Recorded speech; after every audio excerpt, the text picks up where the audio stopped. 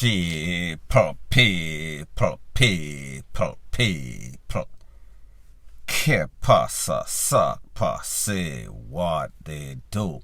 Welcome to Crime Time News, where the difference is in the meds. Call it news with a buzz. This one is called Setting the Record Straight. Third strike, you are out. I am speaking about a young man that I spoke about a couple of times on my other channel, True Jamaica Buzz. Government name, Kason Rowe. Affectionately known as Big Pop or Jaro. It is said that this man is linking up with some scammers, transplanted scammers from Montego Bay. I am going to give him a couple of names of the people that he's in denial and claiming that I am defaming his character. He said that in a previous video I mentioned that he's from Montego Bay. Yes, I did. However, what I meant, he left from Mandeville, went to Mobay for a couple of weeks, apparently inbox some sorts of clients that he could not close the deal on. So therefore, him have some set of people that was around him that are more versed on the scamming technique.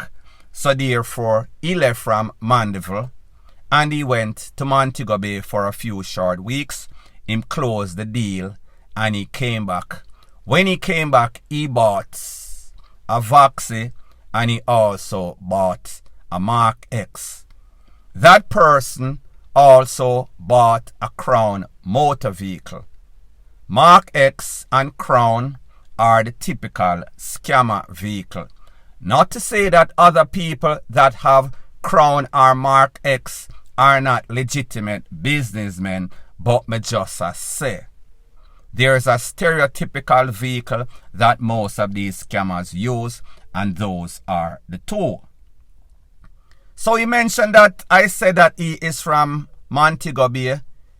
He was, however, born and bred in Mandeville, Manchester, sorry. He is from a place named Buckup District, Precious Plain, that is in Manchester. His grandmother's name, Erica Williamson. His mother's name, Kamar. Mr. Big Bop, did I get the information straight thus far? Word on the street is that the same Rasta that you left from Manchester and you went to Mobay to meet to close the deal, that Rasta is in a relationship with your mother. Am I wrong? Am I right? Rasta bought a Crown for himself. Rasta bought an Axio for his son. Rasta went back to Montego Bay because that is where Rasta is from. The difference between you and Rasta is that Rasta is not the type of person that likes to floss. Rasta is a humble youth. Rasta just chop the line. Rasta just close the deal. Rasta making money, and Rasta is very humble. Compare Rasta to you. What this tells you is that you are baiting up Rasta's name. Rasta know how to program the thing. However, you on the other hand, like them say, new money, it is called fool's money. Now, you did an interview with some little knucklehead blogger the other day, and you claim that I am defaming your character. And the blogger said that he knows you. You are a good youth. You are a legitimate person. You even said it yourself. You are a farmer. The place that you come from, all you guys do, you farm, you party, you drink, and you BS. The blogger even validate or verify that that is so. So therefore, I am telling a whole bunch of lies on you. However, the people in Manchester, they are saying the place is not the same since you and most of the friends that you transplanted came from Montego Bay, get hot and come to Manchester and a chill and a make up all sorts of noise and create all sorts of chaos and catastrophe. I am going to mention a couple of names and you tell me if I have these names right. Skibbo, Shadeen, Melo, Traore, Orion, Biggie. Are those people just like you? Are these people also onion or scallion picker just like you? They have nothing to do with any sorts of scamming. I am trying to get the story straight, so this is what you call damage control. What are you going to do, Mr. Big Bop, Mr. Jar, to do any sorts of damage control? Because you claim that I am defaming your character. You claim that I am telling a whole bunch of lies on you. So I don't want you to feel as if, or feel within your delusional, demented mind that my main objective for doing this video is to defame your character. No, it is because the people that live in Manchester, tranquil era, they've realized the difference in the place. They no longer feel safe. They feel as if their life is in jeopardy since you and your friends, or you brought your friends because they are actual chopper, them hot in a Montego Bay, so therefore you give them a place of refuge. You give them a place in which them can hide and seek with the poor. As a matter of fact, they are not even hiding because, like I've always said, he that exalteth himself shall be abased. The higher that the monkey climbs is the more that he is exposed. A fool and his money will soon depart. That also applies to his life. So this has nothing to do with being bad mind. This has nothing to do with don't want to see any sorts of young youth making any sorts of money progressing. You can progress if you are going to progress with the rest of honest, law-abiding, tax-paying citizens in a Manchester. Whenever you become any sorts of scammer, you might start out and think say, it is just hustling little money, chopping the line. However, it turns out like an avalanche. It starts to get from one stage to the next. The next thing you know, people have to run left them place. People little pitney get caught up. People are lose them life. The neighborhood gone to the DAWGS. That is as simple as possible. It is the quickest way and the worst hustle known to Jamaica. Chopping the line or lottery scamming usually leads to two places. The DEAD yard or the GRAVE yard. It has nothing to do with anything personal. I take nothing personal with you. I don't even know you. Do not care, not impressed by anything that you're doing. So let me clarify a couple of things or accusations that you claim that I made against you and those that you denied. I said that you are a scammer.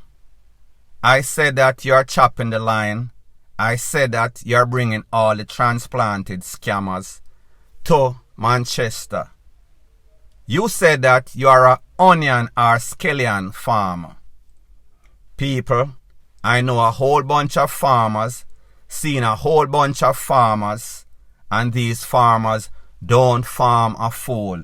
These farmers are not in any sorts of club, popping any sorts of champagne, flossing all over the place, rotating vehicle, jump out of the Mark X, go at the spots, drive the Voxy, carry it back, drive Mr. Rasta's Crown. So you are pretty much rotating these vehicles. That is not the MO of any sorts of farmer. This is somebody that is farming a fool or trying to fool somebody. I said that you had some sorts of tattoo on your hand or on the body that says, God bless America. This is your explanation for that tattoo. You claim that you work with some family, them deliver tourists, and your SUCK, whole heap of PUSSY.